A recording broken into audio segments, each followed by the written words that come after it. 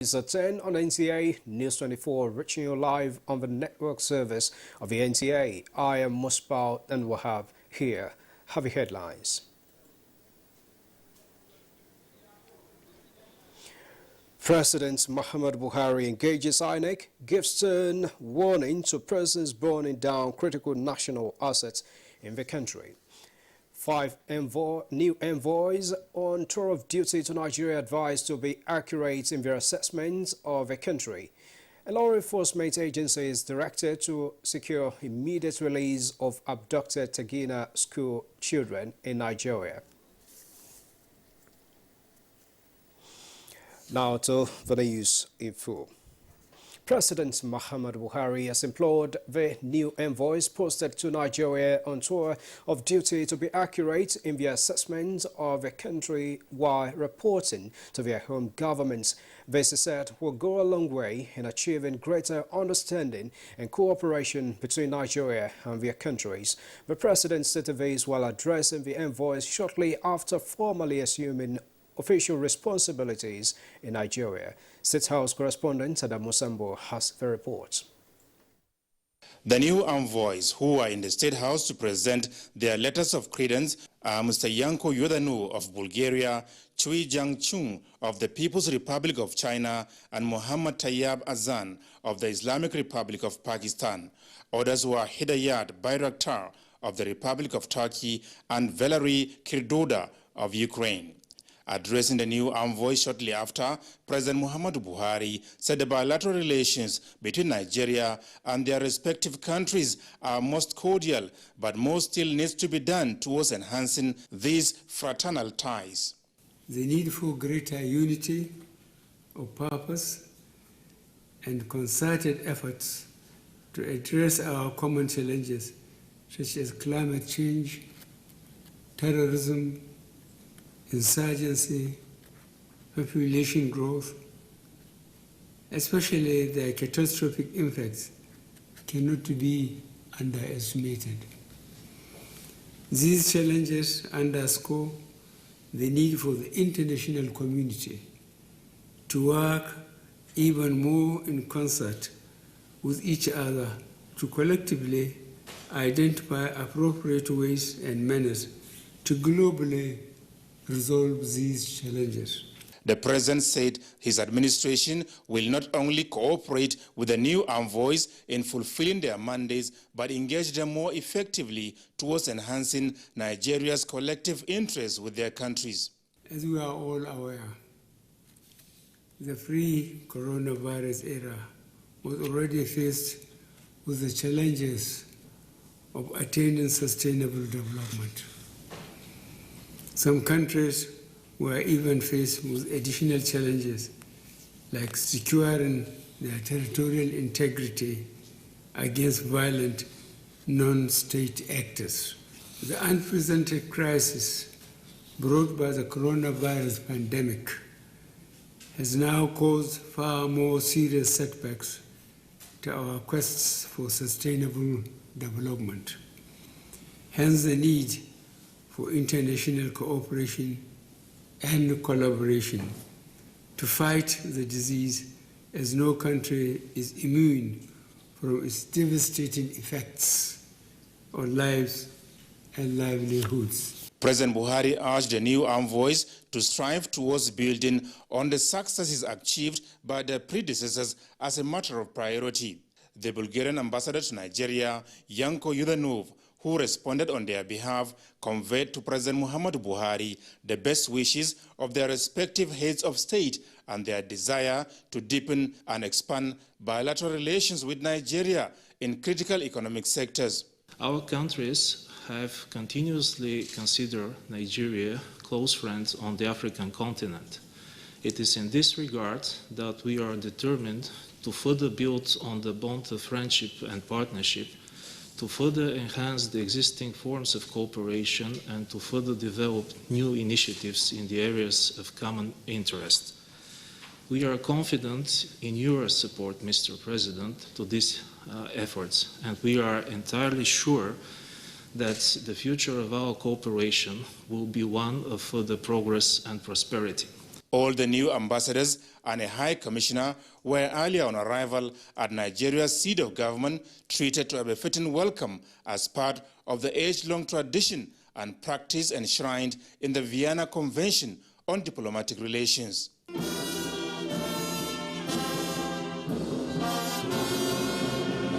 From the State House, Adamu Sambu, NTA News.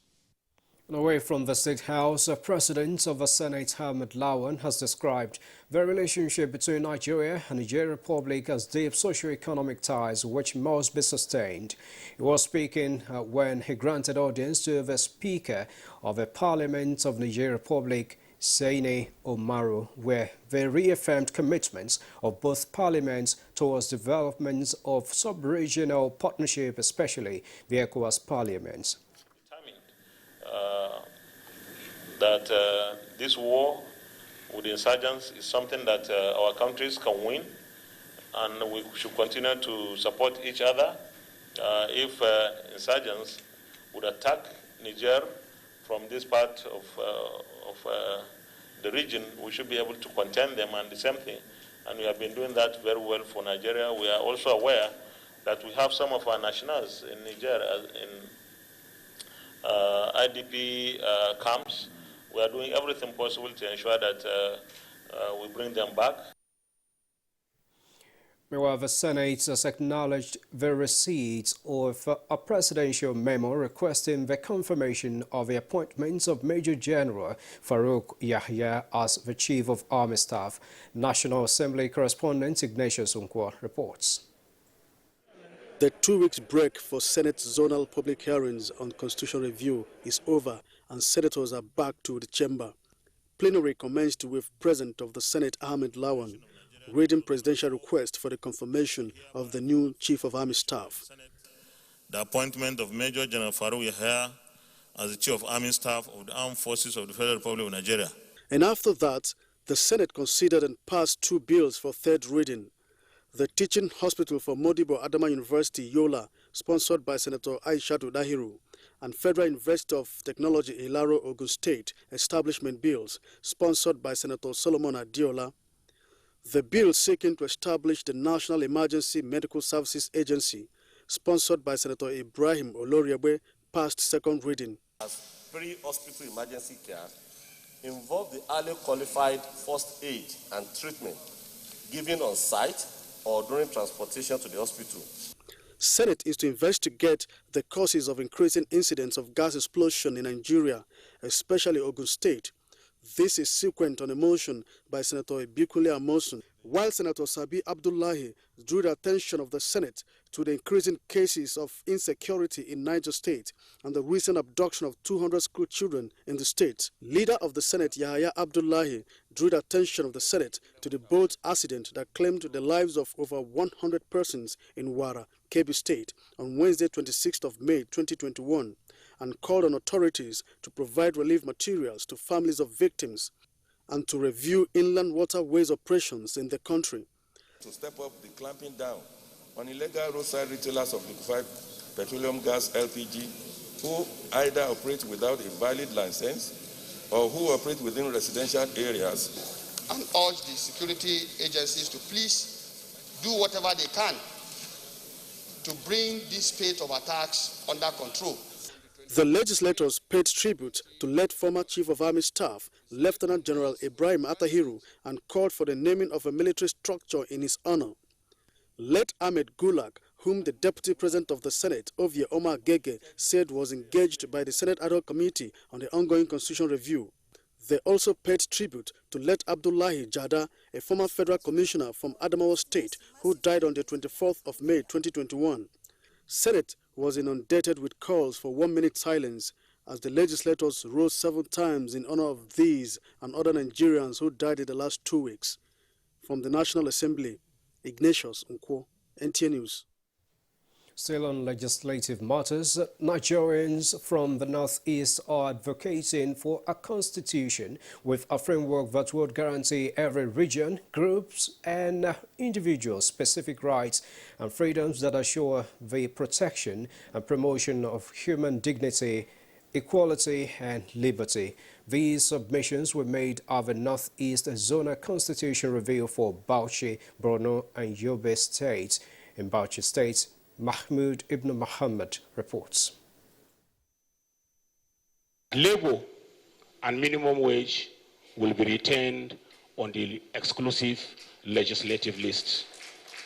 Governors are the chief security officers of their respective states, yet they have no control over the chief law enforcement officers of their states, which includes commissioners of police. We'll start with the gender equality, increased participation of women and vulnerable groups in government. These are some of the opinions and submissions of the people from Bauchi, Borno and Yobe states expected to avail Nigerians the opportunity to make submissions on issues of interest. The public hearing and conclusion will provide a framework to the National Assembly to prioritize such issues to enhance the welfare and security of citizens. The divergent views are also to be debated in order to build consensus that can, at the end of the day, be generally accepted for the betterment and strengthening of those challenges to suit our peculiarities and realities. Nigeria needs a constitution that serves the interests of the people. At the end of it all, it is hoped that controversial matters will be given due consideration in Bauchi. Mahmoud Ibn Muhammad, NTA News.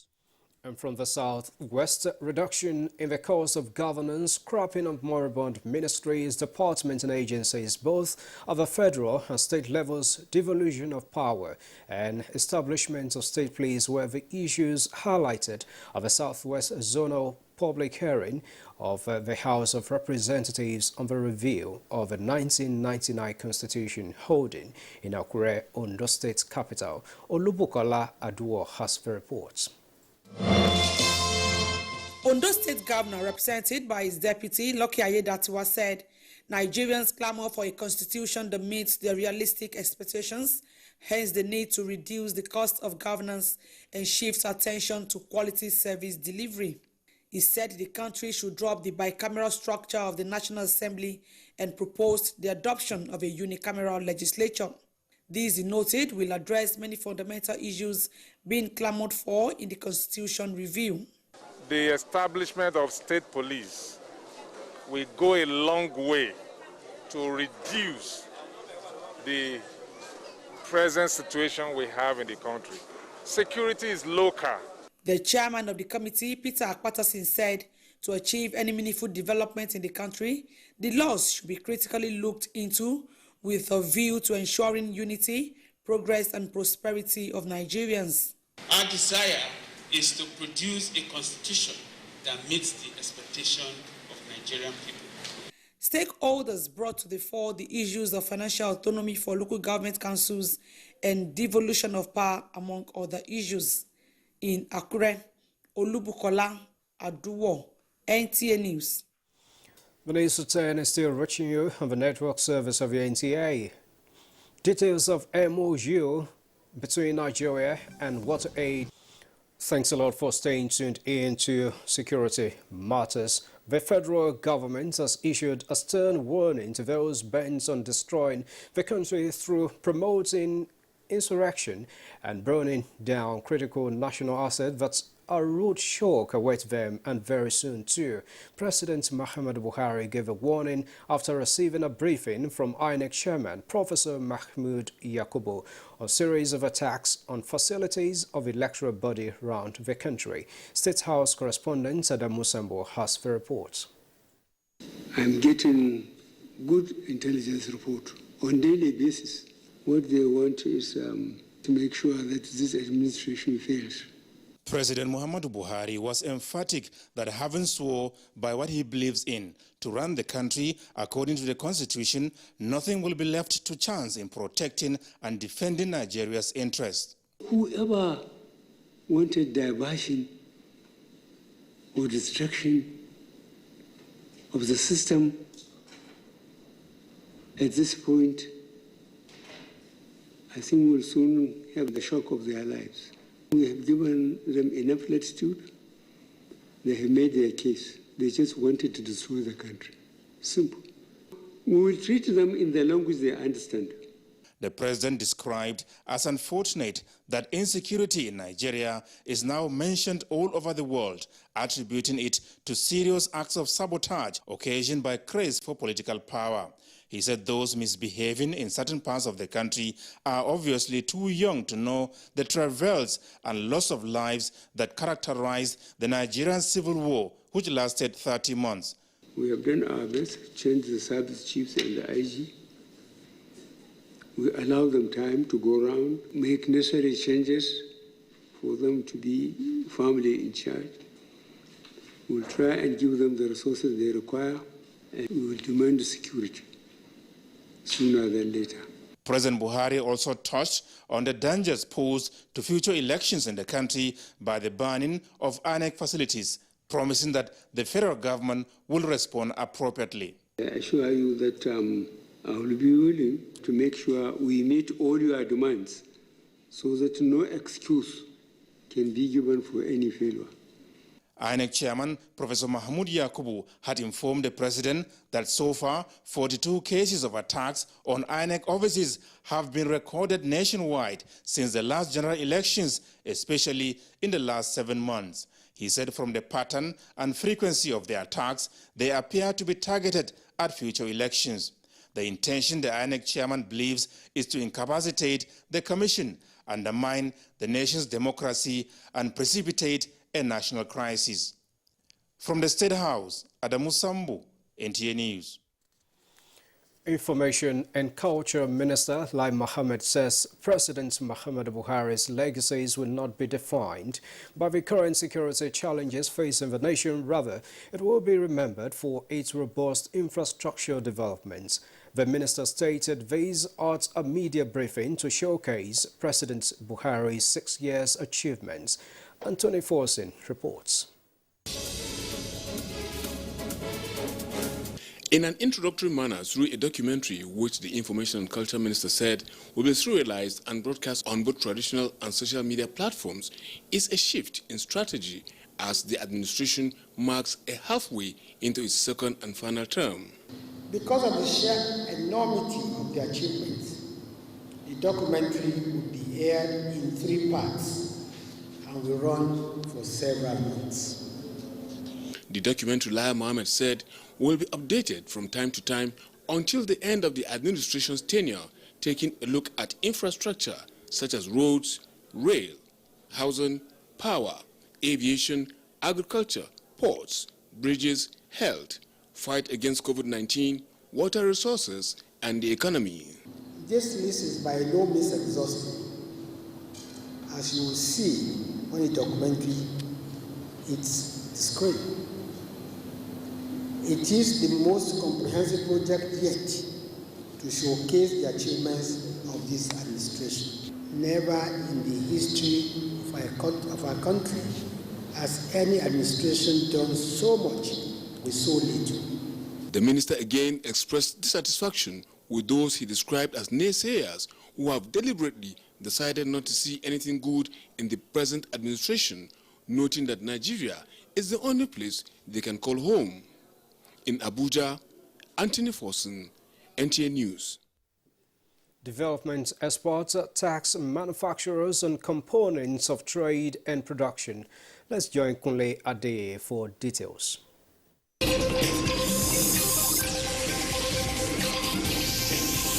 With the business environment becoming more competitive, especially in Nigeria and Africa, now that the Africa Continental Free Trade Agreement has taken off, it has therefore become imperative for those in the key sectors of the economy, such as manufacturing, to deploy modern technology. A development economist, Dr. Emeka Okengu, stressed that the manufacturing as well as the agricultural sectors are enough to strengthen the country's economy. But the first and the most important thing about trading is competition. Okay, or competitiveness, if you may. Okay, the second is about volume. The third is about quality. The fourth is about cost. Now, the things that drive volume are your backends, like quality seeds, availability of land, irrigation, the kind of production you're doing. Is it rain-fed? Is it technology assisted? Okay, He said a public-private partnership approach will stabilize the business environment. With business news, I'm Kunle Adeyeye.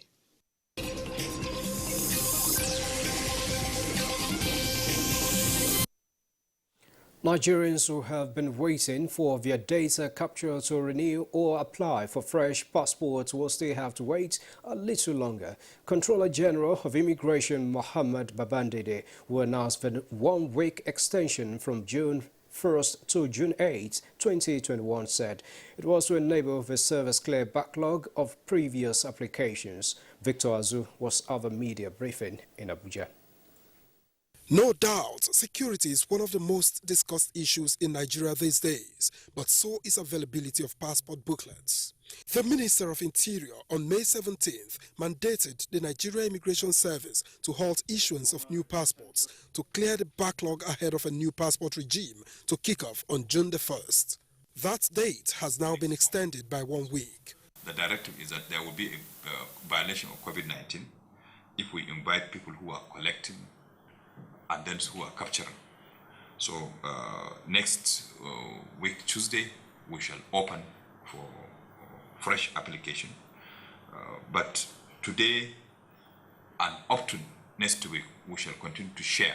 We have up to 43,350 booklets that have been produced and are not collected. The immigration boss is now appealing to Nigerians to collect their passports while promising that the service will explore secure options of posting passports in the future. We are calling on individuals to please, when you receive the alert, you please go and collect your booklet. This 43,350 people whose booklet have been produced nationwide. And we are going to publish, put the names only without your passport number on our website, so that if you are in doubt, you can check our website today. The Comptroller General also seized the opportunity to introduce the service's new Public Relations Officer, Amos Opo, an Assistant Comptroller. He takes over from Sunday James, who will now head the airport operations. In Abuja, Victor Azu, NTA News. WaterAid Nigeria and the National Water Resources Institute have entered into a partnership towards delivering equitable total sanitation at scale in Nigeria. Water Resources Minister Suleiman Adamu believes this partnership aimed at bridging the institutional and capacity gaps of the grassroots will facilitate attainment of the WASH targets. National WASH Action Plan. A national sanitation campaign tagged Clean Nigeria, Use the Toilets. Those are the flagships among other policies and programs of this administration to rewrite the story of the water, sanitation and hygiene sector. Progress has been steady with 61 LGAs now cleaned up of open defecation and more access gained to save water across the country. But then, the task ahead is still daunting. In spite of slight progress nationally, Nigeria ranks first among countries globally with the highest population of people defecating in the open, and we still have 112 million without access to basic sanitation. Coming from months of observation and analysis, the National Water Resources Institute and WaterAid Nigeria have discovered the loose ends to be tied in the right context, specific sanitation approaches and accompanying capacities to implement sanitation programs in rural communities of Nigeria. Agreement on that is now documented and it's time for action. Our partnership with the NWRI will combine the WASH expertise of WaterAid and the training expertise of the NWRI to contribute to bridging knowledge and capacity gaps for the delivery of equitable, sustainable total sanitation at scale in Nigeria. We are all bent on making sure that this total sanitation is taken at higher scale in Nigeria. I think every effort that is being made to improve sanitation in this country is welcome. But like I said, fundamentally, this is something different. We've been doing advocacy, we've been building toilets, we've been doing boreholes and so on. But for the first time, we're having a situation where instructions are going to be given, tailored towards this particular problem, hopefully to get us out of this mess in accordance with the timetable of Sustainable Development Goals. Water Resources Minister believes with the multiple approaches, including total political will and the strengthening of the inter-ministerial efforts, Nigeria is on course towards realizing its water, sanitation and hygiene goals. In Abuja,